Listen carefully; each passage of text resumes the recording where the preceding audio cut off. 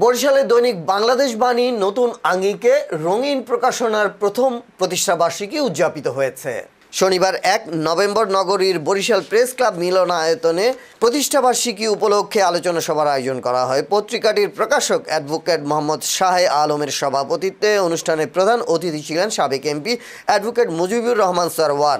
পত্রিকার সম্পাদক আসাদ আলাউদ্দিনের সঞ্চালনায় এতে আরও উপস্থিত ছিলেন জেলা জামায়াতের আমির অধ্যাপক আব্দুল জব্বার, বরিশাল শিক্ষা বোর্ডের চেয়ারম্যান ইউসুফ আলী, সদর উপজেলা বিএনপির আহ্বায়ক আলহাজ নুরুল আমিন, বরিশাল প্রেস ক্লাবের সভাপতি অধ্যক্ষ আমিনুল ইসলাম খসরু সহ স্থানীয় গণ্যমান্য ব্যক্তি, সাংবাদিক, সামাজিক ও সাংস্কৃতিক সংগঠনের প্রতিনিধিরা।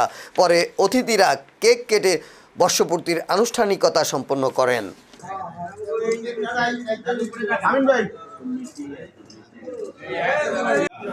এটা শুনলে মনে হয় যে আমাদের গ্লোরিয়াস পাস্ট বরিশালের যে কথা আমরা জানতাম, what thinks today Barisal, tomorrow thinks India. বরিশালের সময় এমন একটি অবস্থায় ছিল, সেই অবস্থা আমাদের গ্লোরিয়াস পাস্ট।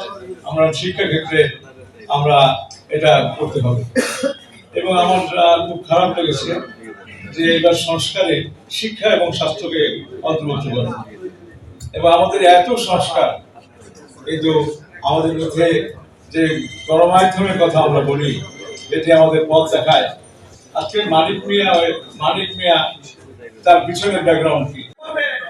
বাংলাদেশকে যারা কালো অন্ধকারের দিকে নিয়ে যেতে চাবে, তাদের মুখোশকে আজকে এই সাংবাদিক সমাজ উন্মোচিত করতে হবে।